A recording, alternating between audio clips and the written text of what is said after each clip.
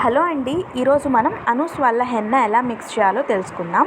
ఈ బాక్స్లో అయితే 2 ప్యాక్స్ వచ్చేసాయి. ఒకటి హెన్నా అండ్ ఇంకోటి ఇండి బ్లాక్. స్టెప్ 1 అయితే ఫాలో అయిపోదాం. మనకు కావాల్సినంత హెన్నా ఒక బౌల్లో వేసేసుకుందాం. ఈ పౌడర్ని అయితే మనం బీట్రూట్ జ్యూస్తో మిక్స్ చేయాలి. బట్ బీట్రూట్స్ అవైలబుల్ లేని వాళ్ళు ఇలా టీ మిక్చర్తో కూడా మిక్స్ చేసుకోవచ్చు. ఇది ఆప్షనల్ అండి. ఈ ప్యాక్ని అయితే మనం 3 to 4 hours ఉంచుకోవాలండి.